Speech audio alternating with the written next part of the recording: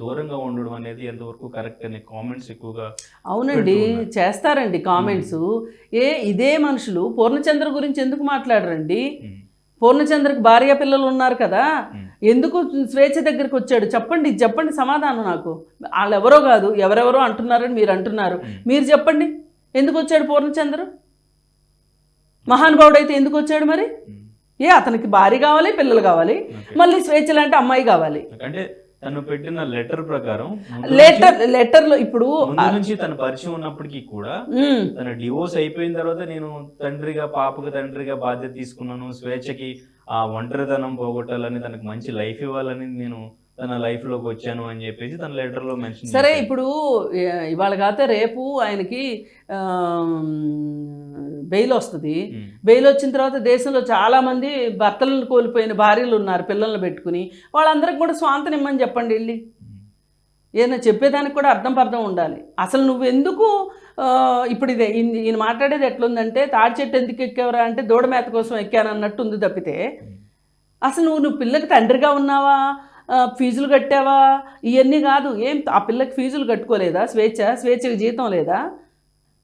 ఏమి తక్కువ స్వేచ్ఛకి? నువ్వు ఫీజులు కట్టానని గొప్పలు చెప్పుకుంటున్నావేంటి? నాకు అర్థం కాదు. అసలు నువ్వెందుకు నీ భార్య బిడ్డల దగ్గర నుంచి నువ్వు ఎందుకు పక్కకు వచ్చావు చెప్పు. వాళ్ళతో నువ్వు ఫాదర్గా చలామణి అవుతున్నావు, భర్తగా చలామణి అవుతున్నావు కదా నీ కుటుంబం దగ్గర. అక్కడి నుంచి నువ్వు ఎందుకు బయటకు వచ్చావు చెప్పు. ఇది ఎవరు మాట్లాడరు. ఈ సొసైటీలో ఈ డబుల్ స్టాండర్డ్స్ వల్లే ఈ సమస్యలు వస్తున్నాయి. అసలు ఈ డబుల్ స్టాండర్డ్స్ని క్వశ్చన్ చేయాల్సిందే. ఓకే. ఎందుకు వస్తున్నారండి? మగవాళ్ళు ఎందుకు వస్తున్నారు? వాళ్ళ కుటుంబాలను వదిలిపెట్టి. ఆడవాళ్ళు చెడ్డవాళ్ళే.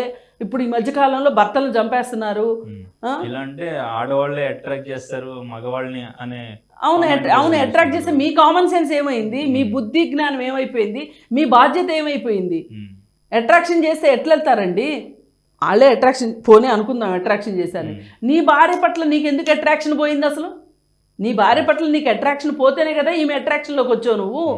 నీ భార్య పట్ల నువ్వు ఎందుకు అట్రాక్షన్ కోల్పోయావు అసలు? నీకేం అవసరం వచ్చింది? ఇప్పుడు అవునన్నా కాదన్నా స్వేచ్ఛని తప్పుపట్టడానికి సమాజం సిద్ధమైంది. సరే మీరు అలా ఉండండి ఒక్క నిమిషం. నేను ఇటు సైడ్ కూడా మాట్లాడుతున్నా. ఈ మాట్లాడేవాళ్ళు పూర్ణచంద్రది కూడా తప్పు. పూర్ణచంద్ర అసలు ఎందుకు భార్యా పిల్లలు ఉండగా ఎందుకు స్వేచ్ఛ వెంటబడ్డాడు? పోనీ స్వేచ్ఛే వెంటబడితే ఎందుకు లొంగాడు అనేది దానికి సమాధానం చెప్తారా చెప్పరా చెప్పండి. ఇప్పుడు మనం ఒకళ్ళని ప్రశ్నించేటప్పుడు ఇంకెవరన్నా మిమ్మల్ని ప్రశ్నిస్తే మీరు కూడా సమాధానం చెప్పాలి కదా. ఇక్కడ ఖచ్చితంగా జరిగింది, స్వేచ్ఛకి ఒక తోడు కోరుకునే హక్కు ఉంది. ఎందుకంటే తన తోడు లేదు కాబట్టి ప్రస్తుతం. ఇప్పుడు ఇతను లొంగలేదు అనుకుందాం. సరే స్వేచ్ఛే ఇతనికి లైన్ వేసింది అనుకుందాం, పచ్చిగా మాట్లాడుకుందాం. లైన్ వేస్తే నాకు భార్య పిల్లలు ఉన్నారు, నా జోలికి రావద్దు అని ఉంటే ఏ బాధరబంది లేని వాళ్ళకి లైన్ వేసుకునేదేమో స్వేచ్ఛ. తన ఒంటరితనం పోగొట్టుకోవటానికి, తన జీవితానికి ఒక భద్రత కావాలనుకుందేమో, ఒక కంపానియన్షిప్ కావాలనుకుందేమో. అమ్మ నా దగ్గర కుదరదు, నాకు భార్య పిల్లలు ఉన్నారు అని ఎందుకు చెప్పలేదమ్మా నువ్వు? ఇప్పుడు నేను చెప్తా, తండ్రులు చనిపోయిన పిల్లల అడ్రస్లు ఇస్తా బోల్డ్ మంది. నేను ఎవరెవరినో బతిమలాడి అడుక్కుని వాళ్ళకి ఫీజులు కడుతుంటా. నా లిస్టులో ఒక 10 మంది ఉన్నారు. ఆ 10 మంది లిస్ట్ ఇస్తా. రేపు బయటకు వచ్చాక పూర్ణచంద్రకి వాళ్ళకి పిల్లలకి ఫీజులు కట్టమానండి. నేను స్వేచ్ఛకి ఫీజులు కట్టా అని చెప్తున్నాడు. వాళ్ళ తాత కట్టుకోలేని పరిస్థితుల్లో లేడు, వాళ్ళ అమ్మ కట్టుకోలేని పరిస్థితుల్లో లేదు. అంటే తన వైపు నుంచి తనంత పాజిటివ్గా లెటర్ పెట్టారు, కానీ ఇటువైపు నుంచి పాప మాత్రం సో తను చాలా డేంజర్, తను శిక్షించాలి, సో నా పట్ల కూడా మిస్బిహేవ్ చేస్తూ ఉన్నట్టుగా పాప చెప్పడం జరిగింది. సో పోక్సో కేసు కూడా ఫైల్ చేశారు. పాప ఎందుకు అంత రివర్సల్ చెప్తుంది, తను ఎందుకు ఇట్లా పెట్టాడు? అంటే కవర్ చేయడానికి ట్రై చేస్తున్నాను. మరి అంతే కదండి, కవర్ చేసుకోక అవునండి నేను చేశాను నన్ను శిక్షించండి అని వస్తాడా? అంత వచ్చే అమాయకుడు అయితే గనక, అంత మహానుభావుడే అయితే గనక ఇంత రచ్చ ఎందుకు జరిగేది ఇప్పుడు? కానీ పేరెంట్స్ గురించి కూడా మాట్లాడతారు. తన తండ్రి బిఫోర్ ఈ ఇన్సిడెంట్ జరిగే ముందు రోజు వచ్చి తనని బాగా తిట్టారు.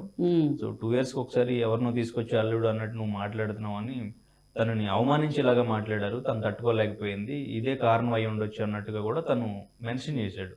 సో పేరెంట్స్ కి రిలేషన్ ఎట్లా ఉండేది స్వేచ్ఛతో? సో వాళ్ళు అప్పుడు రిలేషన్ లేకపోవడం ఏంటండి? ఇప్పుడు రోజు స్కూల్ నుంచి ఎవరు తీసుకొస్తున్నారు?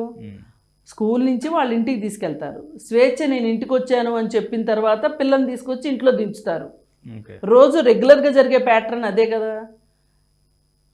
అసలు అంత సాన్నిహిత్యమే లేకపోతే గనక అమ్మమ్మని పట్టుకుని అంతెందుకు ఏడుస్తుంది ఆ పిల్ల నిన్న?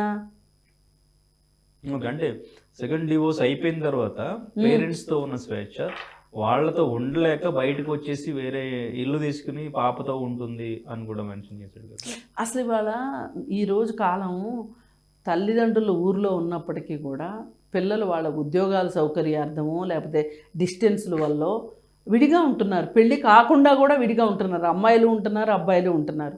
ఇప్పుడు సపోజు ఏ వనస్థలిపురంలోనో తల్లిదండ్రులు ఉంటారనుకోండి, వాళ్ళ వృత్తుల రీత్యానో వాళ్ళ వ్యాపారాల రీత్యానో ఉంటారనుకోండి, వాళ్ళ పిల్లలకి ఈ హైటెక్ సిటీలో ఉద్యోగం వచ్చిందనుకోండి, రోజు వనస్థలిపురం నుంచి హైటెక్ సిటీ దాకా రావటం ఎందుకని హైటెక్ సిటీ దగ్గర ఇల్లు తీసుకుని ఉండేవాళ్ళు ఉన్నారు. అసలు ఈ వేరుగా ఉండటం వల్ల ఆ తల్లిదండ్రులకి ఆ అమ్మాయికి సంబంధం లేదని ఎలా అంటాడు పూర్ణచంద్ర? నాకు అర్థం కాదు. సరే నేనేమంటున్నానంటే ఇట్లా చాలామంది ఉన్నారు. మరి తల్లిదండ్రులతో కొట్లాడుకుని పిల్లలు బయటకు వచ్చి ఉంటున్న వాళ్ళు చాలామంది ఉన్నారు. మరి వాళ్ళందరికీ నువ్వు ఓదార్పునిస్తావా?